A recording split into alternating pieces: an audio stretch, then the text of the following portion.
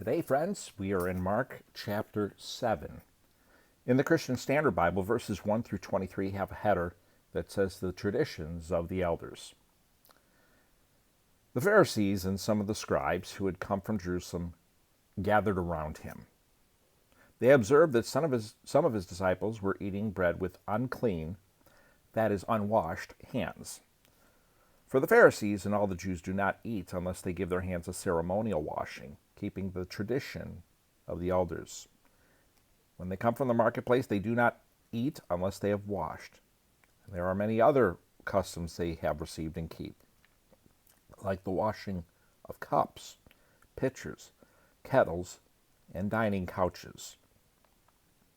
So the Pharisees and the scribes asked him, "Why don't your disciples live according to the tradition of the elders, instead of eating bread with ceremonially unclean hands?" He answered them, "Isaiah prophesied correctly about you hypocrites.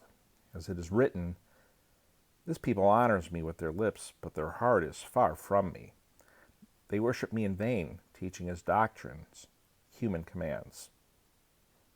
Abandoning the command of God, you hold on to human tradition." He also said to them, "You have a fine way of invalidating God's command in order to set up your tradition. For Moses said, 'Honor your father and mother,' and whoever speaks evil of father or mother must be put to death.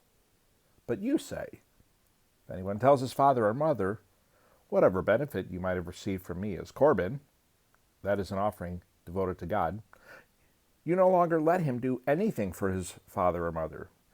You nullify the word of God by your tradition that you have handed down, and you do many other similar things." Summoning the crowd again, he told them, "Listen to me, all of you, and understand. Nothing that goes into a person from outside can defile him, but the things that come out of that person are what defile him." When he went into the house, away from the crowd, his disciples asked him about the parable. He said to them, "Are you also as lacking in understanding? Don't you realize that nothing going into a person from the outside can defile him? For it doesn't go into his heart, but into the stomach and is eliminated. Thus he declared all foods clean." And he said, "What comes out of a person is what defiles him.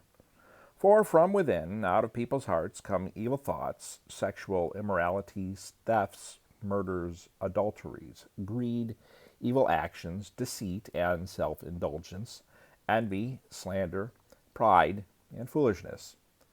All these evil things come from within and defile a person." He got up and departed from there to the region of Tyre. He entered a house and did not want anyone to know it, but he could not escape notice. Instead, immediately after hearing about him, a woman whose little daughter had an unclean spirit came and fell at his feet. The woman was a Gentile. Well, I should mention, at verse 24, we started the Gentile mother's faith. The woman was a Gentile, a Syrophoenician by birth. She was asking to cast the demon out of her daughter. He said to her, "Let the children be fed first, because it isn't right to take the children's bread and throw it to the dogs." But she replied to him, "Lord, even the dogs under the table eat the children's crumbs." Then he told her, "Because of this reply, you may go. The demon has left your daughter." When she went back to her home, she found her child lying on the bed, and the demon was gone. The final section, verses 31 through 37, has a header, "Jesus does everything well." Well, don't we know that? But let's see what Mark wrote. Again, leaving the region of Tyre, he went by way of Sidon to the Sea of Galilee, through the region of the Decapolis. They brought to him a deaf man who had difficulty speaking, and begged Jesus to lay his hand on him. So he took him away from the crowd in private. After putting his fingers in the man's ears and spitting, he touched his tongue.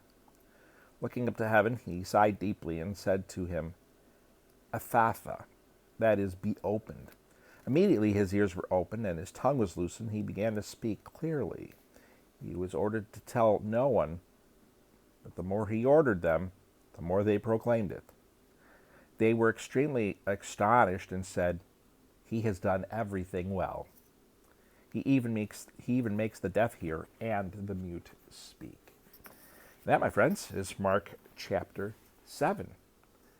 Thanks for watching or listening. I hope you have a wonderful day, that the Lord will bless you, that you'd seek him, and I hope to see you here tomorrow.